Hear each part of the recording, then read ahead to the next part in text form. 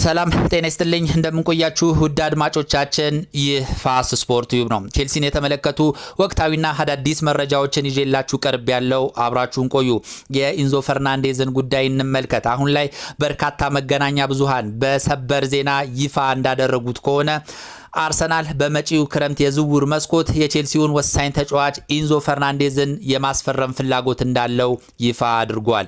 አሁን ላይ ኢንዞ ፈርናንዴዝን የሚፈልጉ ታላላቅ ክለቦች ወደፊት እየመጡ ነው።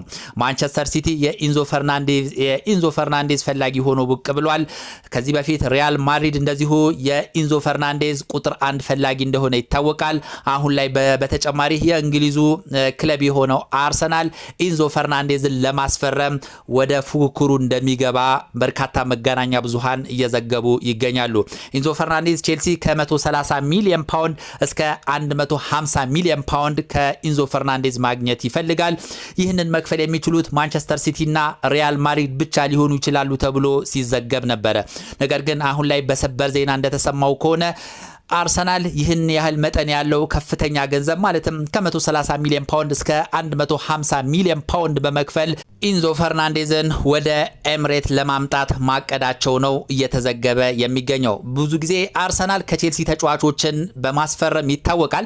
ነገር ግን ከዚህ በፊት ብዙም ብቃት የሌላቸውን ወይም ደግሞ እድሜያቸው የሄዱ ተጫዋቾችን ነበረ በማስፈረም የምናውቀው። እንደዚሁም ወደ አርሰናል ሄደው ብዙም ስኬታማ ሲሆኑ አልተመለከትም። ለምሳሌ እነ ማዱኬ እነ ኬፓ አርዝብላጋ እነ ዊሊያን እነ ሌሎችም በርካታ ተጫዋቾች ወደ አርሰናል መዘዋወራቸው ይታወሳል። ነገር ግን ውጤታማ ሲሆኑ አልተመለከትንም። ወይም ደግሞ እድሜያቸው የገፉ እንደዚሁም ብቃታቸው የወረዱ ተጫዋቾችን ነበረ ሲወስድ የነበረው። አሁን ግን አርሰናል ሁኔታዎችን በማስተካከል ቼልሲ ላይ አሁን ላይ ዓለም ላይ በእጅጉ እየተፈለገ የሚገኘውን ኢንዞ ፈርናንዴዝን ወደ አርሰናል ወደ ኤሚሬት ለማምጣት ፍላጎት እንዳላቸው ነው እየተገለጸ የሚገኘው።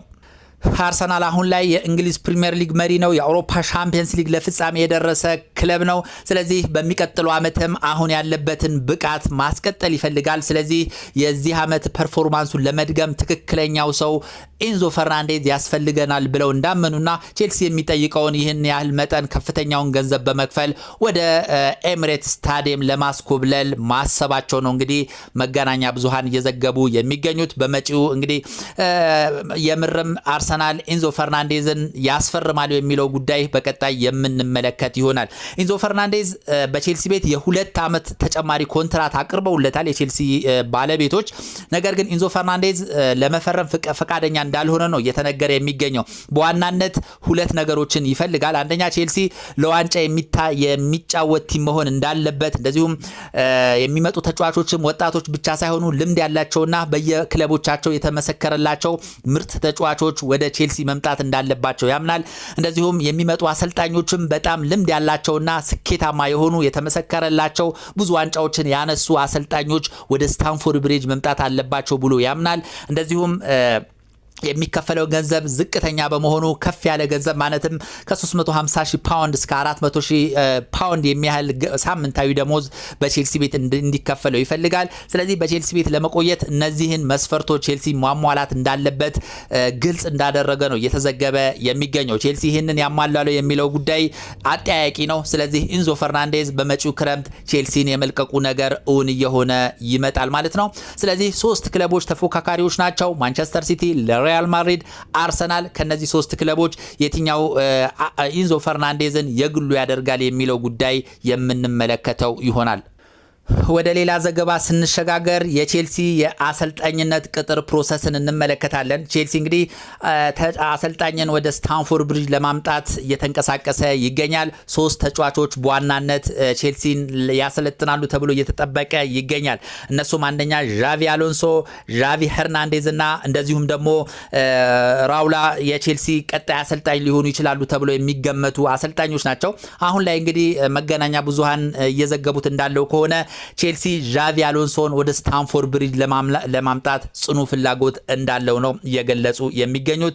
ዣቪ አሎንሶ እንግዲህ በጀርመን ያሳየው ብቃት ይታወቃል። እንደዚሁም ሪያል ማድሪድን ይዞ ያን ያህል ባይሳካለትም ነገር ግን ጥሩ መሻሻሎች ሲያሳይ ተመልክተናል። ስለዚህ ቼልሲዎች አሁን ላይ ዣቪ አሎንሶን የማስፈረም ከፍተኛ ፍላጎት እንዳላቸው ተረጋግጧል። እንግዲህ ከቼልሲ ጋር እየተነጋገረ ይገኛል። የቼልሲ አመራሮች ኢንተርቪው ያደረጉለት እንደሆነ ነው መገናኛ ብዙሃን እየገለጹ የሚገኙት። እስካሁን ባደረጉት ውይይት የቼልሲ አመራሮች አድናቆትን እንደቸሩትና አሁን ላይ የቼልሲ ወጣት ስብስብን ይዞ ውጤታማ ያደርጓል ብለው የሚያስቡት አሰልጣኝ እንደሆነ ነው የተገለጸው። ነገር ግን አሎንሶ በቼልሲ ቤት ሁለት ነገሮችን ይፈልጋል። አንደኛ የበለጠ ቁጥጥርና ኮንትሮል እንዲሰጠው ይፈልጋል። እንደዚሁም ጣልቃ እንዲገቡበት አይፈልግም። የሚፈልጋቸው ተጫዋቾች ወደ ስታንፎርድ ብሪጅ እንዲያመጡለት ቅድመ ሁኔታዎችን አስቀምጧል። ከዚህ በፊት የነበሩ አሰልጣኞች እና አሰልጣኝ ኢንዞ ማሬስካ እንደዚሁም ሊያም ሮዚነር የፈለጉትን ተጫዋች ማምጣት አይችሉም ነበር። የሚመጣላቸውን የትኛውም ተጫዋች አሰልፈው ውጤታማ እንዲያደርጉ ይጠበቅባቸው ነበር። እንደዚሁም የቼልሲ ባለቤቶች ቁጥጥርና ጣልቃ ገብነት ያደርጉባቸው ነበረ። አሁን ላይ ግን ዣቪ አሎንሶ ወደ ቼልሲ የሚመጣው እነዚህ ሁለት ነገሮች ከተቀረፉ ብቻ ነው ሲል ሐሳቡን እንደገለጸ ነው የተገለጸው። በጣልቃ እንዲገቡበት አይፈልግም። እንደዚሁም የሚፈልጋቸውን ተጫዋቾች ወደ ስታንፎርድ ብሪጅ እንዲያመጡለት ይፈልጋል። ስለዚህ እነዚህ ሁለት ቅድመ ሁኔታዎች ከተሟሉ ወደ ስታንፎርድ ብሪጅ የመምጣት ሐሳቡ እንዳለውና በመጪው እንግዲህ ይህ ውድድር የፕሪሚየር ሊግ ሲዝን ሲጠናቀቅ ቼልሲን ለመረከብ ፍላጎት እንዳለው ተገልጿል። ስለዚህ የቼልሲ ባለቤቶች ይህንን የጠየቀውን በማሟላት ወደ ስታንፎርድ ብሪጅ ያመጡታል ተብሎ ይጠበቃል ማለት ነው። ስለዚህ እንዳጠቃላይ ግን አሁን ላይ ቁጥር 1 በቼልሲ የሚፈለገው ተጫዋች ወይ የሚፈለገው አሰልጣኝ ወደ ስታንፎርድ ብሪጅ ቀጣይ የሚመጣው አሰልጣኝ ዣቪ አሎንሶ እንደሚሆን ነው እየተገለጸ የሚገኘው። የቼልሲ ባለቤቶች ዣቪ አሎንሶን የመረጡበት በርካታ ምክንያት አለ። አንደኛ ኳስን በመቆጣጠር ረገድ ውጤታማ ነው። አሎንሶ ቡድኑ ኳስን በእግሩ ስር አድርጎ ጨዋታዎችን እንዲቆጣጠር ይፈልጋል። ተጫዋቾቹ አጫጭርና ፈጣን ቅብብሎችን በማድረግ የተጋጣሚን የመከላከል መስመር ለማስከፈት እንዲጥሩ የሚያበረታታ አሰልጣኝ ነው። በዚህም የቼልሲ ባለቤቶች ደስተኛ ናቸው። እንደዚሁም ብዙ ጊዜ ፍሌክሲቢሊቲ የሆነ ታክቲክ ነው የሚጠቀመው። በ3-4-2 አንድ አሰላለፍ ቢጀምርም እንደ ጨዋታ ሁኔታ አሰላለፉን የመቀየር ከፍተኛ ችሎታ አለው። ይህም ተጋጣሚው ቡድንን በቀላሉ ታክቲኩን እንዳይገመት ያደርጓል ማለት ነው። ሌላው ኳስ መስርቶ በመጫወት ረገድም ውጤታማ ነው። ቢልድ አፕ ፍሮም ዘ ባክ በሚለው ህግ መሰረት ግብ ጠባቂውና ተከላካዮቹ ኳስን በረጅም ከመምታት ይልቅ በመስመር ቅብብሎች በማድረግ በፍጥነት ወደ ተቃራኒ ክልል ሜዳ የመግባት ፍልስፍናን ይከተላል። እንደዚሁም የተከላካዮች ሚና እንደዚሁም በሱ ስልት የክንፍ ተከላካዮች በጣም ወደፊት በመሄድ እንደ አጥቂ ያገለግላሉ። ይህም ቡድኑ በማጥቃት ጊዜ ቁጥራዊ ጫና እንዲኖረው ያደርጋል። ጠንካራ ፕሬሲንግን የሚከተል አሰልጣኝ ነው። በአጠቃላይ ጥሩ ፉትቦልን የሚጫወት የተከላካይ አማካይና የአጥቂ ክፍልን በሚዛናዊ መንገድ እንዲጫወቱ የሚያደርግ ትልቅ ተሰጥኦ ያለው አሰልጣኝ ነውና ቼልሲ እንግዲህ ይህ አሰልጣኝ ላይ ከፍተኛ ፍላጎት እንዳለው እየተገለጸ ይገኛል። በቀጣዮቹ ወራት ውስጥ ወይም ደግሞ ሳምንታት ውስጥ ለቼልሲ ይፈርማል ተብሎ የሚጠበቀው ተጫዋች ዣቪ አሎንሶ እንደሆነ ነው አሁን ላይ መገናኛ ብዙሃን የዘገቡ የሚገኙት። በአጠቃላይ ቼልሲን የተመለከቱ ዋና መረጃዎች እነዚህ ሁለቱ ነበሩ። ስለነበረን ቆይታ እጅግ አድርጌ አመሰግናለሁ። መልካም ጊዜ